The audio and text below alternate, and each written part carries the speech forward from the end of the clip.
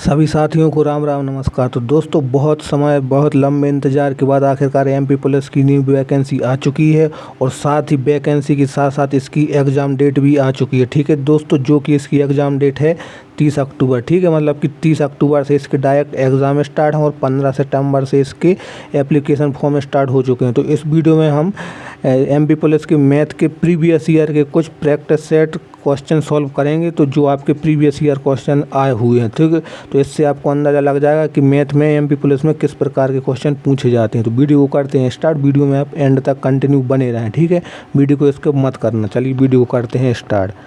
तो इसमें पहला क्वेश्चन है आपका।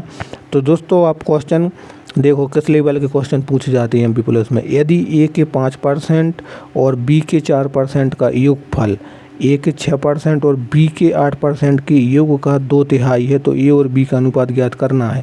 तो इसे हम कैसा लिख सकते हैं, देखो ए के 5%, तो ए का हो गया 5% और बी का हो गया यहाँ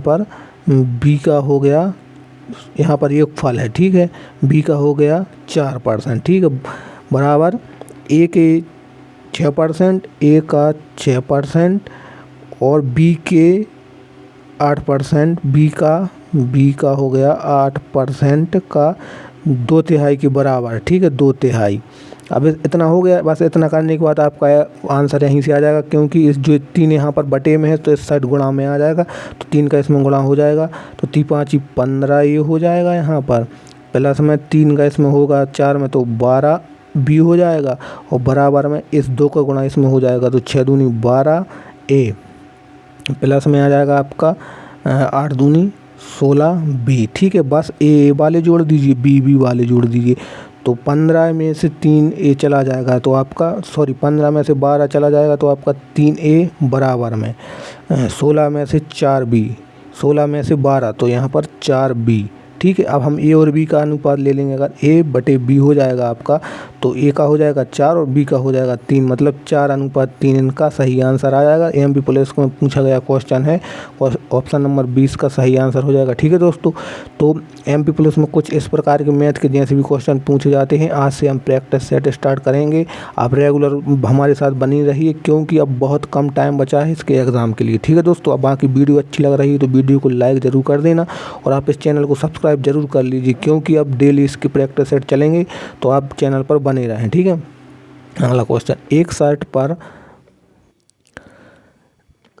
साइट पर दी जाने वाली छूट दर ज्ञात कीजिए, जिसके अंकित मूल्य पर 104 रुपये घटाने पर विक्रय मूल्य 546 है। ठीक है दोस्तों, अगर देखो अंकित मूल्य में से हम 104 रुपया घटा देंगे तो आपका विक्रय मूल्य 146 आ जाएगा, 546।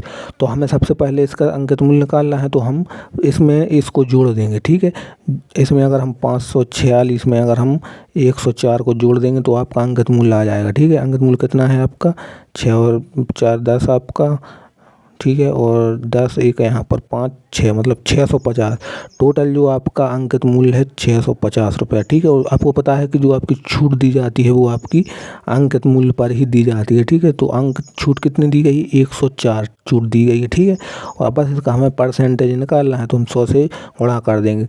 1 0 से आपका 1 0 कट जाएगा। ठीक है, और आपका 13 से काट दीजिए, 13 से 5 बार 13 पन्ना 65, और 13 से काट दीजिए, 13 8 104। ठीक है, 5 से इसे काट दीजिए, 5 दूनी 10 और 8 का 2 में गुणा हो जाएगा, तो आपका 16% इसमें सही आंसर आ जाएगा। ठीक है दोस्तों, मतलब इसमें 16% की छूट दी गई है टोटल।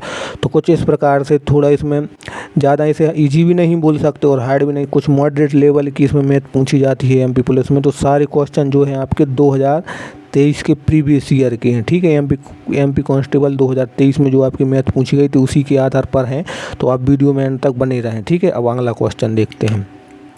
अगला क्वेश्चन है, एक कक्षा में 30 लड़के और 24 लड़कियां हैं, तो लड़की और लड़कों का अनुपात ज्ञात कीजिए। दोस्तों इसमें कुछ इजी क्वेश्चन भी आते हैं, कुछ हार्ड भी।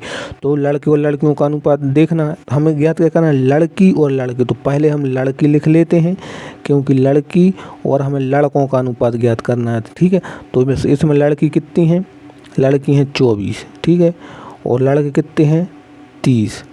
तो ये यहाँ से मतलब 6 से काट दीजिए 4 बार, 6 से काट दीजिए 5, मतलब 4:5 इसमें आंसर सही हो जाएगा। ठीक है दोस्तों, इसमें आपको 5:4 भी दिया गया है जो आपको फंसा करने के लिए, क्योंकि इसमें संख्या दी गई लड़के और लड़कियों की संख्या, तो लोग सीधा करते हैं 6 से काट दीजिए 5 बार, 6 से काट दीजिए 4 बार, 5:4 ये लगा देंगे, जो कि आपका गलत हो जाएगा। ठीक है, तो बस आपको पहले क्वेश्चन को देखना है कि पूछ क्या रहा है। ठीक है, लड़की और लड़कों का पूछा था, तो जो कि ऑप्शन नंबर बी आपका सही हो जाएगा। रीता और उसकी मां की आयु 21:28 में है। रीता के जन्म के समय मां की आयु 28 वर्ष थी। रीता की आयु, दोस्तों एज का बहुत ही इंपॉर्टेंट क्वेश्चन है, क्योंकि ऐसे इसी प्रकार घुमाने वाले एज में क्वेश्चन पूछे जाते हैं। ठीक है, तो सबसे पहले यहाँ पर लिख लीजिए रीता है और ये उसकी माँ है। ठीक है, तो उनकी जो एज का अनुपात है वो 21 और 28 है। ठीक है, अब इसमें हमें और तो कुछ एज दिया नहीं गया, तो इसमें एक बात हमेशा याद रखना है एज की क्वेश्चन में, कि जो भी दो व्यक्तियों के आयु का अंतर होता है वो हमेशा सेम रहता है। अगर आप और आपके पिता की आयु के बीच अगर आप 10 साल का अंतर है तो हमेशा 10 साल का ही रहेगा। ये कभी 5 नहीं हो सकता, ना ही 3 हो सकता। ठीक है, हमेशा 10 रहेगा, चाहे आप कितने भी साल के हो जाओ। तो अब देखो, ये बोल रहा है कि रीता के जन्म के समय माँ की आयु 28 वर्ष की। तो मान के चलो जब रीता का जन्म हुआ था तो वो तो 0 वर्ष की थी, लेकिन उसकी जो माँ की आयु थी वो 28 की थी। मतलब इनके बीच कितने का अंतर है? 28 का। ठीक है, 28 का अंतर है, और इनके बीच कितने का अंतर है? 7 का। ठीक है, मतलब 7 की वैल्यू है 28, तो 1 की वैल्यू यहाँ पर 4 गुना है, तो 1 की वैल्यू आ जाएगी यहाँ पर 4। ठीक है, 7 चौका 28। अब हमें पूछा गया है कि रीता की आयु, तो अंतर इनकी 4 है, तो 4 से हम 21 में गुणा कर देंगे। ठीक है, 21 गुणा 4, तो ये आ जाएगी आपकी 84 रीता की आयु। और यहाँ पर कितना? 28 गुणा 4, जो कि आ जाएगा 112, ये आ जाएगी माँ की आयु। ठीक है दोस्तों, दोनों ऑप्शन नंबर 20 में सही आ जाएगा। बाकी एज की क्वेश्चन में बस एक बात याद रखना कि जो भी दो लोगों की आयु के बीच का अंतर रहता है वो हमेशा सेम रहता है, वो कभी भी नहीं बदल सकता। ठीक है, बस इतना याद रखिए, आप एज की क्वेश्चन आसानी से सॉल्व कर सकते हैं। ठीक है दोस्तों, अगर वीडियो अच्छी लग रही है तो वीडियो को लाइक ज़रूर करते चलना, और चैनल को सब्सक्राइब तो ज़रूर से कर लेना, क्योंकि अब ऐसे ही इंपॉर्टेंट वीडियो आपको हमेशा मिलती रहेंगी। MP पुलिस हो, चाहे आपकी ग्रुप डी हो, NTPC हो, हर किसी की। ठीक है, ए ने बैंक में 1200 रुपया जमा किए। ठीक है, 12% साधारण ब्याज दर से 5 साल बाद प्राप्त ब्याज ज्ञात कीजिए। दोस्तों देखो, इसके करने के 2 ट्रिक होते हैं। सबसे पहले तो आपका जो SI का फॉर्मूला होता है PRT/100। P आपका है 1200 रुपया, रेट दी है आपकी 12%, समय 5 साल, बटे में आपका 100, 2 जीरो से 2 जीरो, 12 पंचे 60, मतलब 12 को गुणा हम 60 में कर देंगे। ठीक है, 12 छिंग 72, 12 छिंग 72, मतलब 720 रुपया इसमें सही आ जाएगा। ठीक है, तो ये तो हो गया नॉर्मल करने का, लेकिन एग्ज़ाम में हमें ऐसा नहीं करना है। एग्ज़ाम में हमें सीधा करना है, जो भी रेट दिया जाता है रेट का गुणा सीधा समय में कर दीजिए और उतना परसेंट निकाल लीजिए। जैसे 1200 है, 1200 का सीधा 7% निकालो, 1 जीरो से 1 जीरो, 1 जीरो से 1 जीरो, 12 छिंग 72। ठीक है, 720 रुपये। तो इस प्रकार से हमें एग्ज़ाम में इसे सॉल्व करना है। सिर्फ आप इसे 2 सेकंड में सॉल्व आसानी से कर सकते हो। ठीक है दोस्तों, तो इन्हें हम मतलब एक क्वेश्चन सॉल्व करने के साथ साथ इसकी ट्रिक भी सीखेंगे। ठीक है, तो आप चैनल को सब्सक्राइब जरूर कर लेना। अगला क्वेश्चन देखो, 5 वर्ष के अंत में 10,000 रुपये की राशि पर अर्जित साधारण ब्याज 5,000 रुपया है, तो ब्याज की दर प्रतिशत क्या है? दोस्तों ये भी इम्पोर्टेंट क्वेश्चन है, और SI के क्वेश्चन आपके हर शिफ्ट में कम से कम 2 या 3 क्वेश्चन आपके देखने के लिए मिले थे पिछले साल। तो ठीक है, इस बार भी कुछ आपको ऐसा ही देखने के लिए मिल सकता है। अब देखो, 5 साल में जो आपको ब्याज मिला है वो मिला है कितना? 5,000 रुपया। ठीक है, तो 1 साल में कितना मिलेगा? 1,000 रुपया। अब बस इसकी रेट % निकाल थी, जो भी ब्याज मिलता है आपका प्रिंसिपल पर मिलता है, तो आपको प्रिंसिपल का ब्याज मिला है 1,000 का, और इस पे 10 कितने पर? 10,000 पर। ठीक है, गुणा 100, 2 जीरो 2 जीरो 2 जीरो 2 जीरो, मतलब 10% आपकी टोटल रेट आ गई। ठीक है, तो जो बस इतना याद रखिए, जो आपको ब्याज मिलता है वो हमेशा प्रिंसिपल पर मिलता है। ठीक है, बाकी और जितना % निकालना है तो हमें 100 से गुणा कर दीजिए, बस 2 जीरो से कट जाएगा आपका। इस प्रकार से आप आसानी से आंसर आ सकता है। ठीक है, अगला क्वेश्चन, 840 का 75% का 7/5 क्या होगा? दोस्तों इम्पोर्टेंट क्वेश्चन है, क्योंकि इतने इजी क्वेश्चन आते हैं, लेकिन कुछ लोग इसे भी नहीं कर पाते हैं, क्योंकि जो भी आपका इसमें जो भी टाइम रहता है वो सिर्फ काट पीट का रहता है। ठीक है, तो आप देखो कैसे करना है। सबसे पहले तो ये देखो कि जो आपको दिया गया 840 रुपये, इसे ज्यों कहते हैं लिख लीजिए। अब का मतलब होता है गुणा, तो 75%, 75% हटाओ, नीचे 100 लगाओ, और गुणा में आपका मतलब गुणा और 7/5, ठीक है, दिया गया है। अब कुछ नहीं करना, सबसे पहले देखो, सबसे पहले इसे 25 से लपेट दो, 25 तिया 75 और 25 चौका 100, ठीक है। और 5 से ऐसे लपेट दो, सीधा 5 से लपेटो, 5 से कट जाएगा, 5 एकम 5, 3 5 छक्का 30, 4 5 अट्ठे 40, ठीक है। अब 4 से इसे काट सकते हैं क्या, 4 से काट दो इसे, 4 से इसे काट दो, सो 4 चौका 16 और 4 दूनी 8, 42 बार। अब यहाँ बचा 21 और यहाँ बचा 42, 42 गुणा 21, बस 21 का 42 में गुणा कर दो, 21 दूनी 42, आपका 2 4, 21 चौका 84 और 4 88, 882 इसमें सही आंसर आ जाएगा, ठीक है दोस्तों। जो भी इसमें गेम रहता है सर आपका काटने पीटने का रहता है, बाकी आप इसे आसानी से जमा सकते हो। काटने पीटने के लिए आप सीधा आराम से काट सकते हो, ठीक है। तो इस प्रकार से आसान इंपॉर्टेंट क्वेश्चन आते हैं, आप इसे आसानी से सॉल्व कर सकते हो।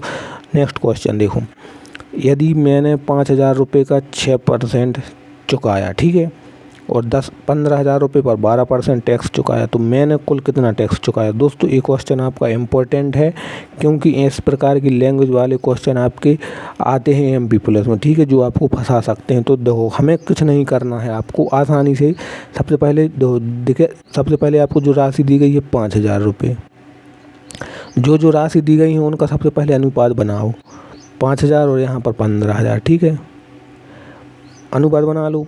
3 जीरो सीधे 3 जीरो, 5 एकम 5 और 5 3 15, अनुपात बन गया 1 और 3 का। अब देखो आगे क्या बोल रहा है, अनुपात लिखो 1 और 3 का, ठीक है। 5,000 पर हमने 6% का टैक्स चुकाया था, 5 की जगह पे 1 आ गया, तो इस पर हम 6 लिख लो, ठीक है। और 15 की जगह पे 3 आ गया, तो 15,000 पर 12% का टैक्स चुकाया था। मैंने कुल कितना टैक्स चुकाया, देखो टोटल राशि कितनी है आपकी 4, इसे हम जोड़ देते हैं, ठीक है। 3 और 1 4 हो गया, 1 पर हमने 6 का टैक्स चुकाया, 3 पर हमने 12 का टैक्स चुकाया, तो पूछ रहा है टोटल 4 पर कितने का टैक्स चुकाया। मान लेते हैं हम इसे हमने 4A का टैक्स चुकाया। अब इन दोनों को हम जोड़ देते हैं, ठीक है, इन दोनों को हम जोड़ देते हैं अगर, तो कितना आ जाएगा आपका 12 और 6 18, ठीक है, 18 4A। अब ए मतलब 4 यहाँ से यहाँ आ जाएगा, कितना हो जाएगा, 4 से इसमें गुणा, मिस्टेक हो गया क्या, 4A मतलब सॉरी दोस्तों, इसका इसमें गुणा होगा ना, गुणा होगा, ठीक है। तो यहाँ इसे ये अकेला माना हमने, अब इसका गुणा करो, 6 एकम 6 और 12 तिया 36, ठीक है, और अब इसका हो जाएगा 4A। अब इसे जोड़ दिया हमने, 42 हो गया, ठीक है। तो 42 बटे में आपका ये 4 आ जाएगा, ठीक है। टोटल A की वैल्यू हमें ज्ञात करनी, 4 से इसे 10 बार काट दो और फिर बच गया 2, आपका 4 5 20, 10.5 इसमें जो आया आपका सही आंसर। इसमें कुछ मिस्टेक ये हो गई थी ना कि हमने इसे सीधा लिख दिया था, पहले इनका इसमें इसका इसमें गुणा होता है, ठीक है। 6 एकम 6 हो जाएगा, 12 तिया 36 हो जाएगा, 4 का गुणा A में होगा तो 4A हो जाएगा, ठीक है, इसका इसमें गुणा होता है बस।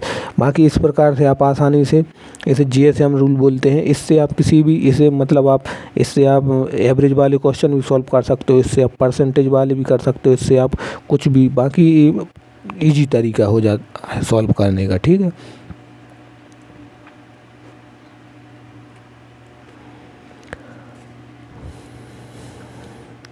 एक कार की कीमत 10% बढ़ गई और नई कीमत 75,000 कितनी हो गई, 7,55,370 हो गई, तो पुरानी कीमत क्या है। देखो दोस्तों ये आपका जो परसेंटेज का क्वेश्चन है, इतना इम्पोर्टेंट क्वेश्चन है कि मतलब सीधा दिया जाता है।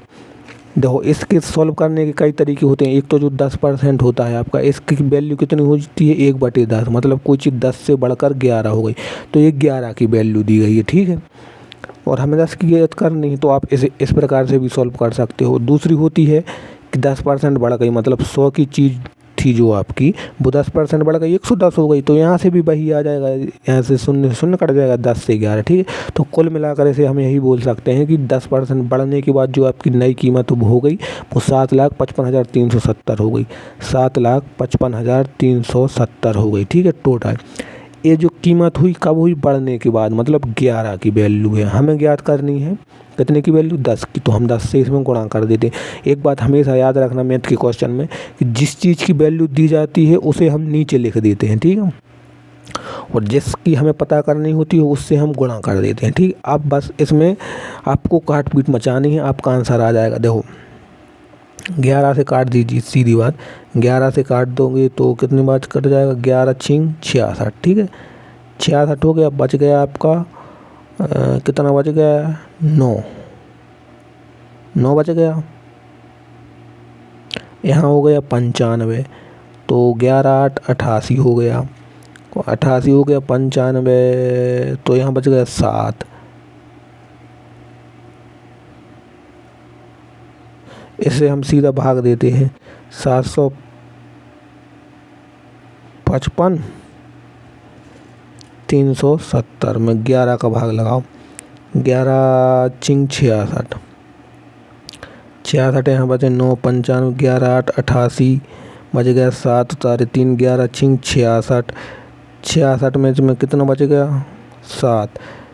अभी 3, अब 7 उतारो, 11 7 77 0 0। ठीक है, तो आपका कितना आ जाएगा, 11 8 6 7 0। ठीक है, इतना आगे। अब हमें इससे 10 से गुणा भी तो करना है, तो 1 0 यहाँ से फिर आ जाएगा, मतलब 686 700, 686 700 आपका ऑप्शन नंबर है इसमें सही आंसर हो जाएगा। दोस्तों इसमें जो टाइम लगता है बस आपको काट पीट करने में ही लगता है, बाकी आप एक बार जमा लो आपका आंसर तभी आ जाता है। ठीक है, तो आप बस काट पीट को बड़े ध्यान से कीजिए क्योंकि एक एक अंक इसमें इम्पोर्टेंट होता है। ठीक है, अगला क्वेश्चन देखो, 12% साधारण ब्याज दर से 3 वर्ष के लिए अर्जित ब्याज 5400 रुपया है, तो धनराशि ज्ञात कीजिए। दोस्तों देखो सीआई का फिर से एक क्वेश्चन आएगा, सीआई के इसमें एसआई के इसमें बहुत क्वेश्चन थे प्रीवियस ईयर में। ठीक है, तो इम्पोर्टेंट रहेगा आपका सीआई चैप्टर। ठीक है, क्योंकि 2 से 3 क्वेश्चन हर शिफ्ट में देखने के लिए मिल जाते हैं। अब देखो इसमें आप किसी प्रकार से भी कर सकते हो। देखो इसमें क्या करना है हमें कि 12 साल रेट और वर्ष 12 और 3, 12 3 36 की जो वैल्यू दी गई है आपकी 5400, ब्याज यही हो गया ना कि रेट का गुणा हम समय कर देंगे, आपका ब्याज आ जाएगा। ब्याज की वैल्यू यही दी गई है 3600, और हमें धनराशि यानी 100 की 5400 दिया गया है, 36 की वैल्यू 100 की ज्ञात करनी है। ठीक है, बात ख़त्म। 12 3 36 100 की ज्ञात करनी है। 18 से काट दो 2 बार, 18 से काट दो 3 बार, 300, 2 से काट दो 50 बार, 50 का गुणा 300 में हो जाएगा, 50 गुणा 300, आपका आंसर आ जाएगा 15,000 आंसर आ जाएगा, ऑप्शन नंबर बी। ठीक है दोस्तों, देखो इसे आप अगर फॉर्मूले से भी कर सकते थे लेकिन उसमें टाइम लगता, तो आपको एग्ज़ाम में क्या करना है कि टाइम नहीं लगाना है, आपको कम टाइम में सॉल्व करना है। तो सीधा जिसकी वैल्यू दी गई है वो नीचे, जिसकी ज्ञात करनी है उससे गुणा, आपका आंसर 2 सेकंड में आंसर आपके हाथ में आ जाएगा। ठीक है, ठीक है दोस्तों, अगर अभी तक भी आप वीडियो को देख रहे हैं तो प्लीज़ अभी तक अगर लाइक नहीं किया है तो लाइक ज़रूर कर देना, और आपको कुछ नहीं करना, बस चैनल को सब्सक्राइब जरूर कर लीजिए अगर आपने अभी तक चैनल को सब्सक्राइब नहीं किया है। ठीक है दोस्तों, क्योंकि चैनल को सब्सक्राइब करने के बाद इसमें आपका बहुत फ़ायदा हो जाएगा, क्योंकि इसमें डेली तो इसमें प्रैक्टिस सेट चलने वाले हैं, और बाकी हर गवर्नमेंट जॉब की इसमें इम्पोर्टेंट आपको सबसे पहले इस चैनल पर मिलती रहती है। ठीक है, और वीडियो को अपने दोस्तों में शेयर ज़रूर कर देना। ठीक है, अब देखो अगला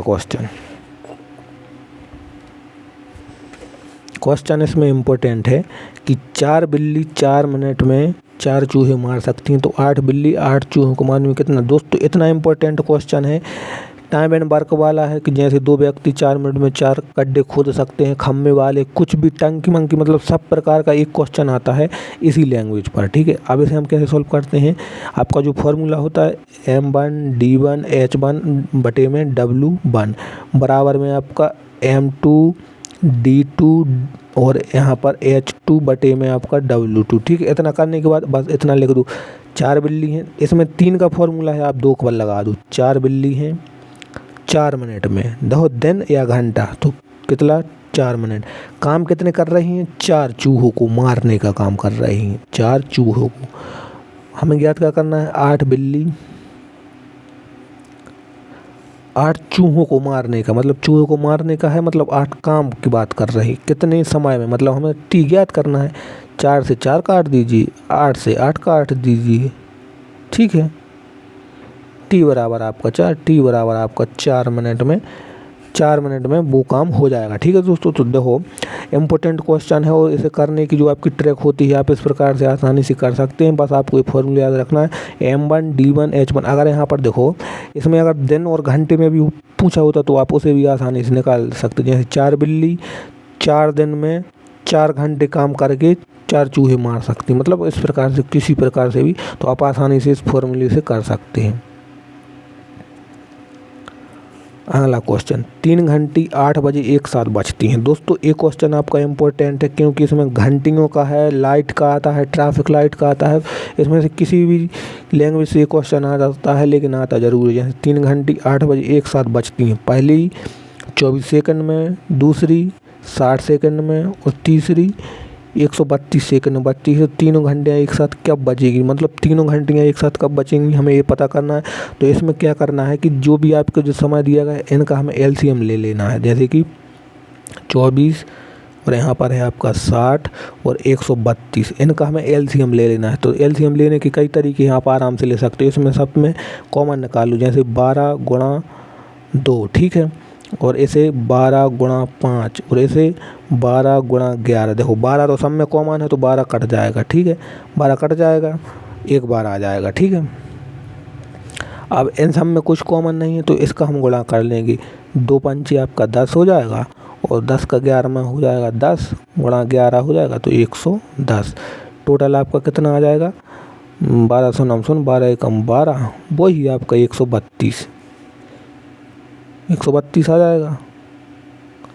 132 और 0 ये गलत, देखो 1320 आपका आ जाएगा, ठीक है। 1320 सेकंड, इस सेकंड आ गया, ठीक है। टोटल टाइम दिया गया था 8 घंटे, 8 घंटे मतलब 8 बजकर कितने सेकंड, 132 सेकंड। अब इसे हमें मिनट में बदलना है तो हम 60 से गुणा कर दीजिए, 0 से 0, 6 से कट जाएगा, 6 दूनी 12 बचेगा, 1 6 दूनी 12, मतलब 8 बजकर 22 मिनट पर जो होगा आपका सभी घंटे एक साथ दोबारा फिर से बचेंगे 8 बजकर 22 बजे, ठीक है, 8 बजकर 22 मिनट इसका सही आंसर आ जाएगा, ठीक है। तो इसमें क्या रहता है, जो भी आपका समय दिया जाता है उन सब का हमें LCM ले लेना होता है, ठीक है। और फिर LCM ले लीजिए एक साथ तो वो सेकंड में आ जाएगा, उसे मिनट में बदलने के लिए 60 से भाग दे दीजिए और जो भी आपका फिक्स टाइम है उसमें वो मिनट जोड़ दीजिए, 8 बजकर 22 मिनट पर आपका सही आंसर आ जाएगा, ठीक है। अब देखो अगला क्वेश्चन आपका भिन्न वाला है।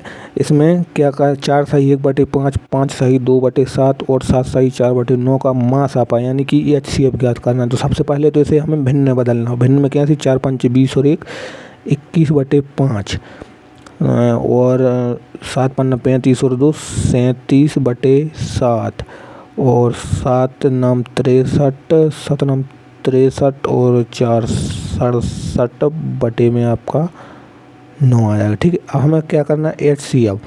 तो HCF में क्या, जब भी ऊपर की जब भी इनका HCF और LCM निकालना होता है तो इनका हम HCF निकालते हैं और इनका निकालते हैं LCM, ठीक है, इतना याद रखना। अब इनका हम LCM ले लेंगे, 21 37 और 67 का HCF ले लेंगे अगर तो 1 आ जाएगा, ठीक है। और इनका हम LCM ले लेंगे अगर LCM तो इनका LCM कितना आ जाएगा, कॉमन तो इसमें